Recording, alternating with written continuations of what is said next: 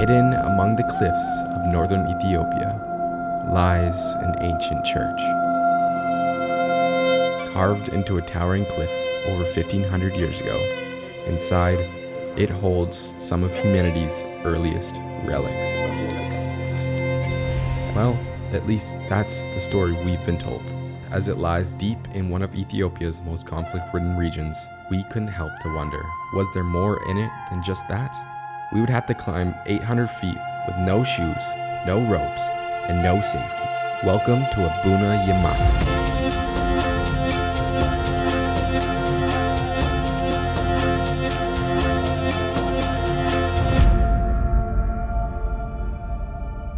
Now, this story doesn't necessarily start off as a happy one. After spending 3 weeks in Ethiopia, there was one place everyone told us not to go.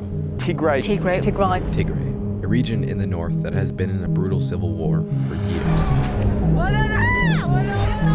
Tensions between the Tigray leaders and the federal government have been building for years, and it all came to a boiling point in November 2020.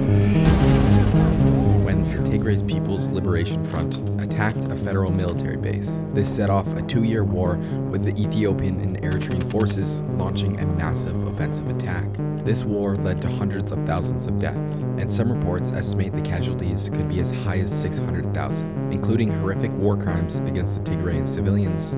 Today, things are relatively peaceful. In November 2022, both sides agreed to a ceasefire, officially ending the war. But even now, the region faces multiple sanctions and shortages of essential supplies. But the reason I came here isn't just to see the people and understand the reality of this conflict, but it's to explore Tigray itself. In an area surrounded by so much chaos, it is also home to so much beauty. Headlines will only mention the conflict, but this region is filled with so much history dating back to some of the earliest human civilizations, including what I'm here to visit. One of the most dangerous churches in the world, Abuna Yemata Guh, carved straight into the side of an 800-foot cliff and standing as one of the highest altitude places of worship. This is one of the earliest Orthodox churches in Ethiopia, dating back 1,500 years ago. To enter, you must climb with no ropes, no shoes, and no safety gear. While there may be churches higher in the mountains around the world, none are more difficult to reach than this one.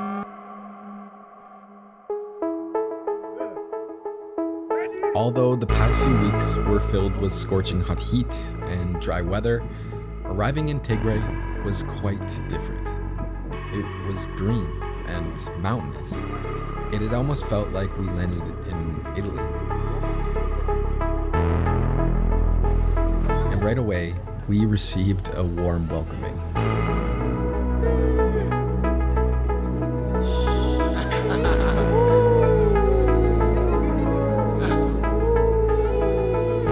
But after exploring the town for a bit, we decided to call it a night, because tomorrow, we had a big day ahead of us.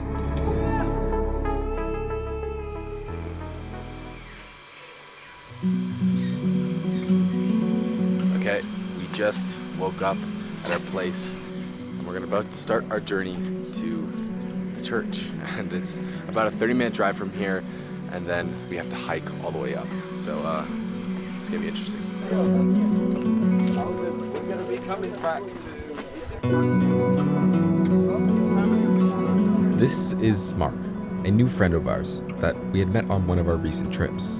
Mark moved here about 20 years ago after falling in love with Ethiopia and its people, and now he runs a tour company showcasing its beauty and history to as many other people as possible. Behind there? We're going to go around the edge here, and it's up on a cliff face that's running in that direction. Okay. That's why, like, early morning, it's kind of a bit in the shadow, I think. It's kind of funny because literally like just a few days ago we were in one of the hottest places on earth, and now I'm wearing a sweater and we're only like a few hundred kilometers away from that area. We went from 40 degrees Celsius weather to 15 degrees.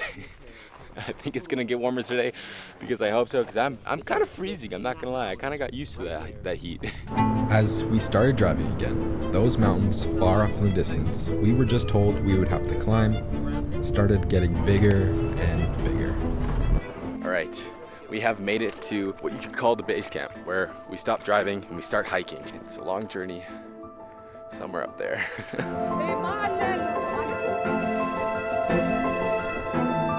Up there, to where the sun's just coming in the gap between, the low gap between, and the church is round on the backside. And the backside has a completely vertical drop-off. Wow.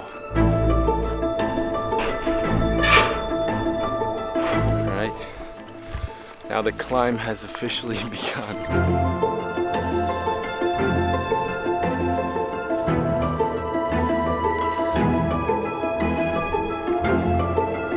Okay, just arrived at our first rest spot. Man, that was a lot of stairs. As this was supposed to be the easy part, we quickly realized climbing these stairs is going to be much harder than we thought, as we started 2,000 meters above sea level. But saying that, you couldn't deny the beauty here.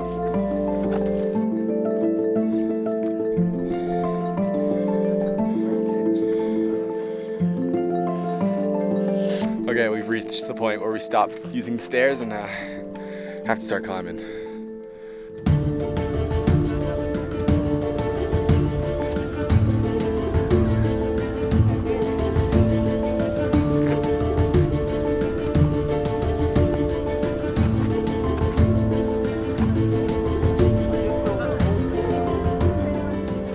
We'll get to the point up here where we take our shoes off, where we enter sacred earth. That's where the real climb starts.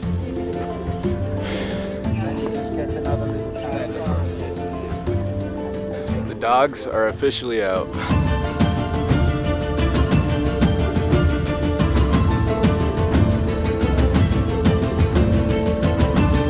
Let's go. Going down this board.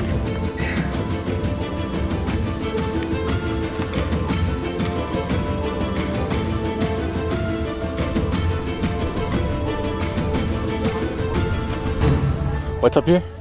Human remains Human remains. in here. So for some people have led a hermit life here, and they're buried here. But also in the old times, before they built these churches down in the lowlands, there were just these rock churches. So they brought people's bodies here to bury them here from the surrounding area. But even because this area was so famous and had its rock churches from other parts of Ethiopia, many days walk away, they might bring people, so the legends say, bring people here to bury them. Yeah. And they go to heaven? And they go to heaven. This is a fast route elevator. As we stopped here at the top, I couldn't help but to wonder how all those years ago would they have carved a church up here.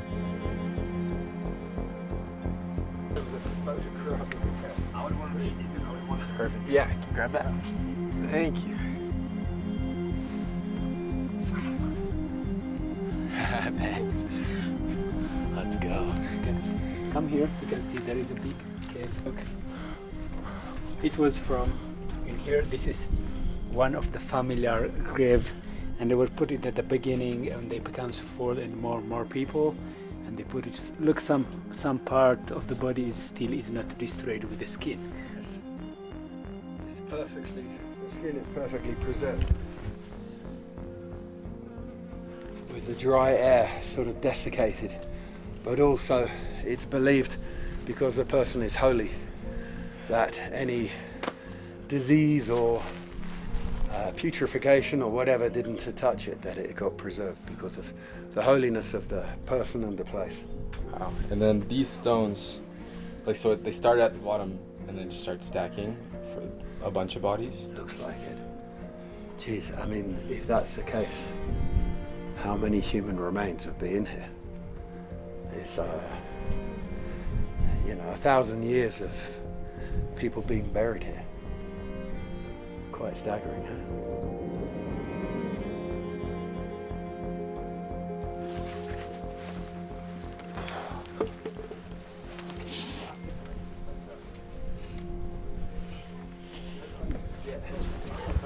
So this is the baptism cave, huh? Boys are baptized at 40 days old and girls at 80 days old. And they're brought up here. You see the cotton shawl that the priest is wearing here.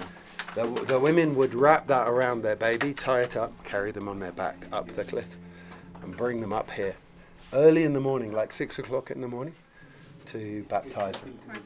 So what Mark is explaining here is back in the 17th century, Ethiopians began expanding in the lowlands, and churches started to become much more common down below. But before that, mothers would wrap their newborns around them in white shawls and walk sometimes days just to reach Abuna Yemata. Then they would have to make the treacherous climb up the cliff that we just did, just to baptize their babies at the top.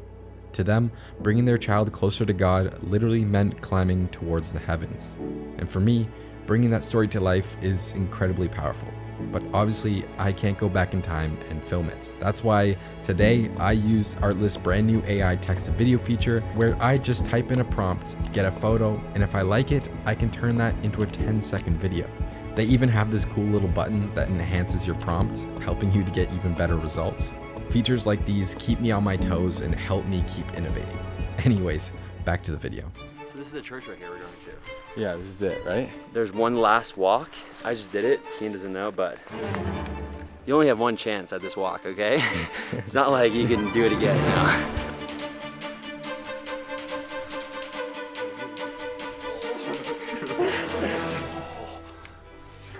Wow. How did they build this up here?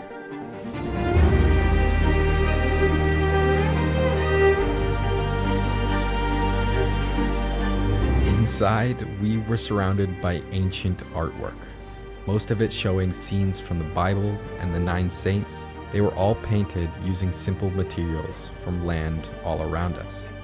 Yet somehow, they've never needed to be restored.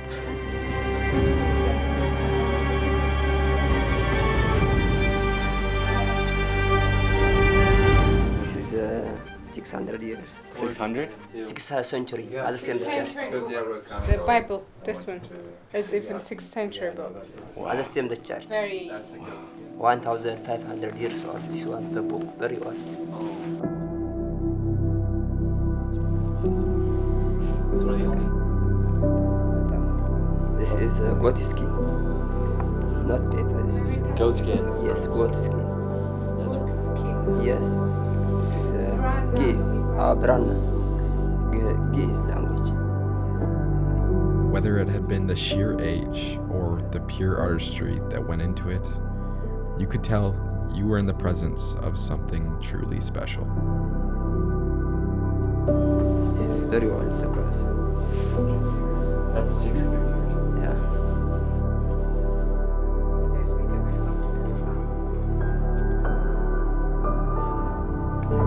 Just a few moments later, we were lucky enough to witness and take part in a traditional liturgy as the priests recited prayers in Geese, an ancient religious language,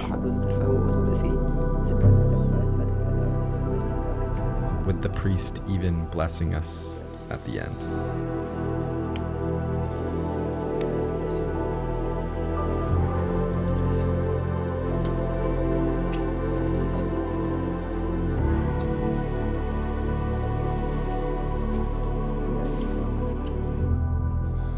Wow.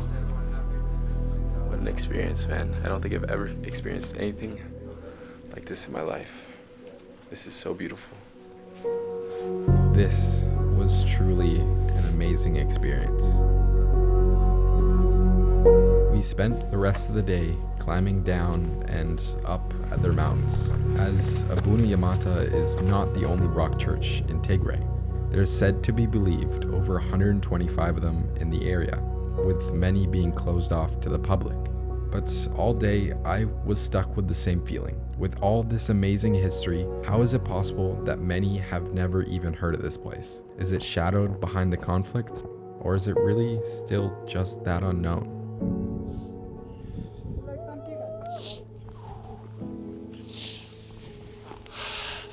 All right, we just made it on top of our third mountain today. I didn't film this one, I just tried to take it in for myself, but we have this beautiful house on top of this mountain that we're gonna stay at tonight for our last day, because this marks the end of my 1-month journey through Ethiopia. If you haven't seen it already, this is the third video of the series I've made here. We started in the south, visiting all the tribes, coming up to the north, going to the hottest place in the world, the Donegal Depression, and now climbing the highest church. So it's been a very eventful month, and I couldn't be more grateful, if I'm being honest. This has been an eye-opening experience. Coming to Africa for the first time has really put things into perspective for me. I mean, a lot of us watching this video don't realize that we've basically won the lottery just being born where we were born. I'm from Canada, and just having basic things like food on the table, running water, and a place to stay for the night is really not as common as you think around the world. When going through Ethiopia, we saw people living on volcanic rock where there was no water to be seen, no food, and just people living in the roughest parts of the world. Although they were some of the happiest people I've ever met in my life, I wish more people could see that just to see how good we have it. But that being said, this has been one of the best trips of my life, and I will be coming back to Africa for sure. This place has blown my mind.